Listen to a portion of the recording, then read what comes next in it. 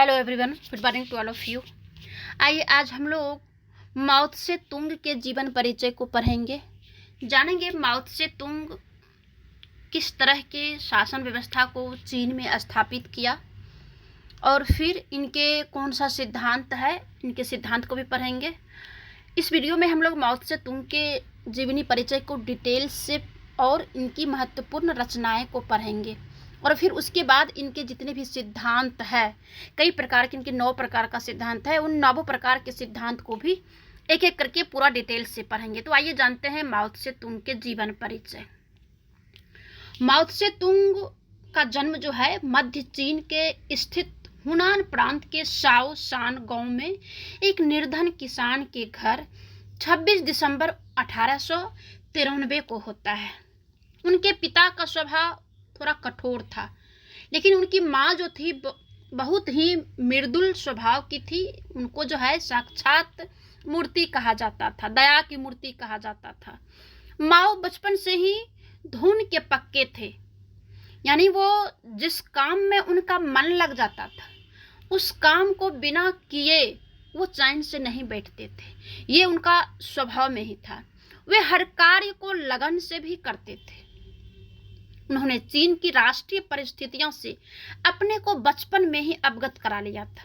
उन्होंने अपने पिता के साथ 7 वर्ष की आयु में ही कृषि कार्यों में हाथ बटाना और सामंतवादी व्यवस्था को अच्छी तरह समझना जो है शुरू कर दिया था। उनके पिता ने उन्हें कुछ पढ़ाई लिखाई का ज्ञान दिलाने हेतु एक निजी शिक्षक के पास भेजना शुरू किया था। माओ का मन पुस्तकों में लग गया। उन पर बाल्यकाल यानी बचपन में ही the romance of the monkey water margin, ये जो है बाल्यकाल यानी कि जो माओ त्से तुंग है बचपन में ही the romance of the monkey water margin तथा the romance of the 3 kingdoms 2 उपन्यासों का गहरा प्रभाव उन्हें जो है पड़ गया था। लेकिन उनके पिता ने 12 वर्ष की आयु में ही उन्हें शिक्षा के लिए दूर करके खेती बाड़ी काम में जो है लगा लिया। लेकिन माओ चैन से बैठने वाले नहीं थे। उन्हें 14 वर्ष की आयु में दोबारा जो है पढ़ना शुरू किया, क्योंकि उनका मन जो है किताबों में लग गया था, उपन्यासों में लग गया था। लेकिन उनके पिता क्या करते कि बार बार जो है उन्हें कृषि काम में यानी खेती में लगा दिया जाता था। 1907 में उनका विवाह हो जाता है, लेकिन जल्दी ही वह जो है विवाह से विच्छेद भी हो जाता है, यानी विवाह से वो अलग भी हो जाते हैं। माओ को राष्ट्रीय परिस्थितियों का आभास होना शुरू हुआ और वे राजनीतिक और सामाजिक आंदोलनों का इतिहास पढ़ने लगे, क्योंकि उन्हें तो उपन्यास और किसी भी तरह का जो है उन्हें बुक पढ़ना बहुत पसंद था, उन्हें अध्ययन करना बहुत पसंद था। और कुछ बुक या कुछ उपन्यास ऐसा था जिसका कि उनके ऊपर गहरा प्रभाव पड़ा। तो 1911 में उन्हें जो है वुहान से शुरू होने वाली प्रथम क्रांति, वही वुहान जहां से चीन में कोरोना वायरस जो है शुरुआत हुआ है, चीन के वुहान शहर, 1911 में वही वुहान से शुरू होने वाली प्रथम क्रांति उन्होंने अपनी आंखों से देखी और उसमें उनकी आयु मात्र 18 वर्ष हो रही थी। इस क्रांति का उनके जीवन पर बहुत गहरा प्रभाव पड़ा और उनमें उग्र राष्ट्रवाद की भावना का संचार हो गया, क्योंकि कहा जाता है कि बचपन का जो बालक या बालिका का जो माइंड होता है, जो दिमाग होता है, वो बिल्कुल साफ होता है और जो सीन जो उनके दिमाग में एक बार बचपन में जो बैठता है, जो संस्कार या फिर जो चीज़ देखने के लिए, जो चीज़ सुनने के लिए मिल जाता है और वो दिमाग में वो बैठ जाता है, वो प्रभाव, बचपन का प्रभाव जो है मनुष्य को हमेशा रहता है। तो माओ त्से तुंग जो है एक तो किसान वाला काम किए, खेती का काम, खेती के बारे में उन्होंने जाना। उसके बाद जो है उग्र राष्ट्रवाद की भावना को भी देखा, आंदोलन को भी देखा। उसके बाद जो उनके माइंड पर जो प्रभाव पड़ते गया, वो जो है उनमें जो है धीरे धीरे विकसित होना स्टार्ट हुआ। उन्होंने इस क्रांति का व्यापक विश्लेषण किया, यानी गहन अध्ययन किया, गहन उस पर ऑब्जर्वेशन किया।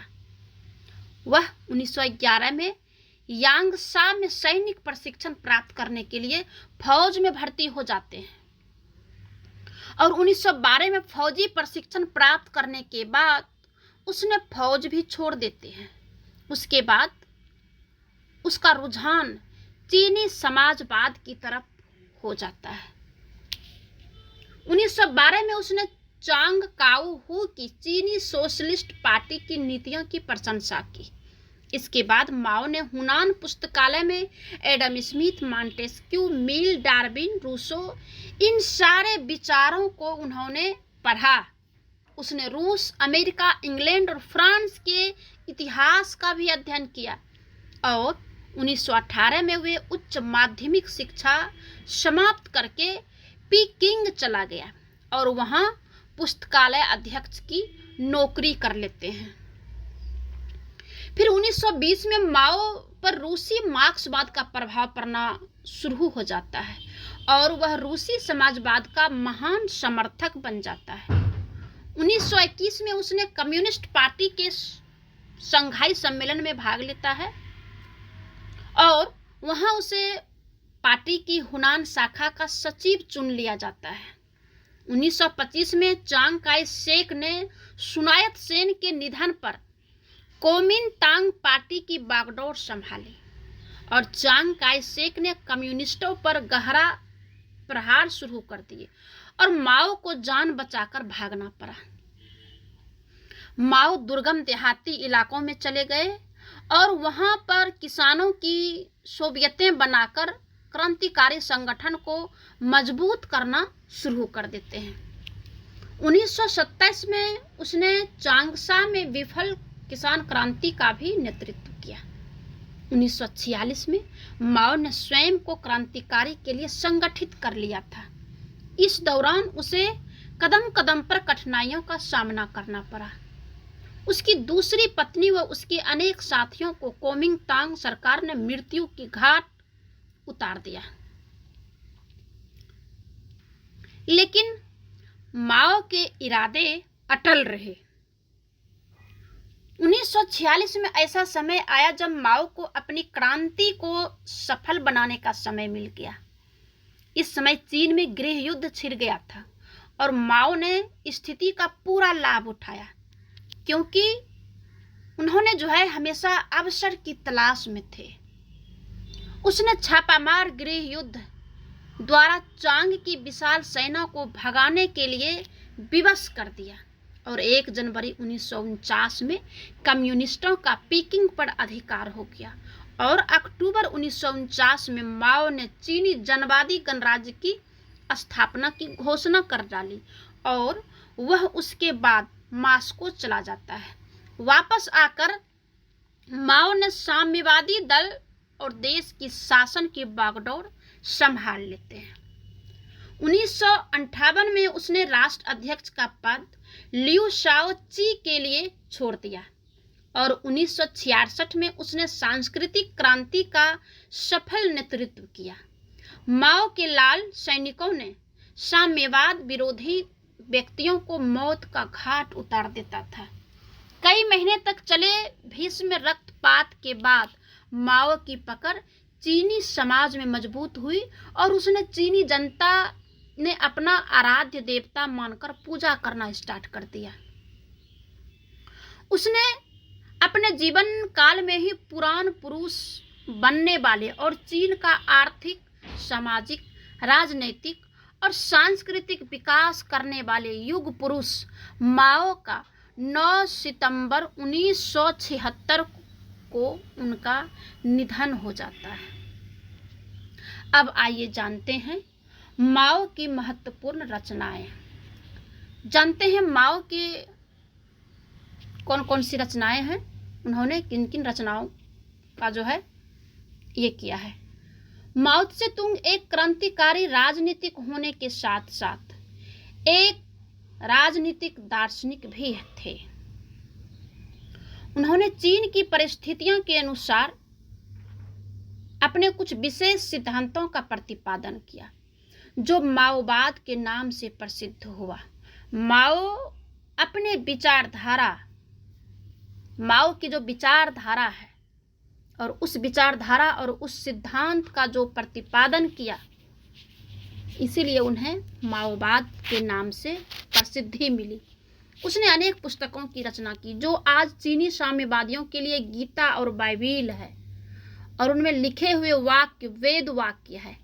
माओ की प्रमुख रचनाएं हैं ऑन कंट्राडिक्शन जो कि 1937 में प्रकाशित हुआ था, न्यू डेमोक्रेसी जो कि 1940 में प्रकाशित हुआ, ऑन कोलाइशन गवर्नमेंट,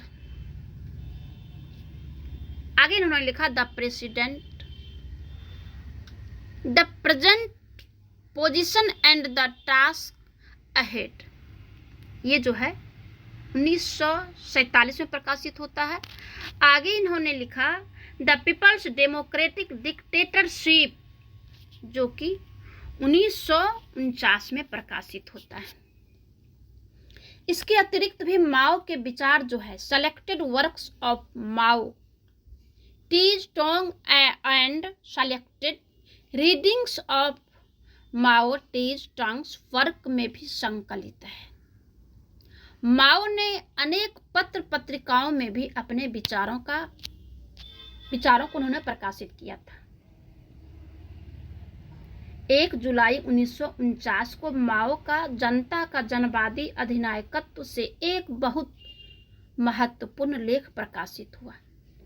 1956 में माओ ने 10 महान संबंधों पर अपना भाषण दिया। इस तरह माओ ने विभिन्न रचनाओं व लेखों के माध्यम से अपना माओवाद या चीनी साम्यवाद को स्थापित कर डाला।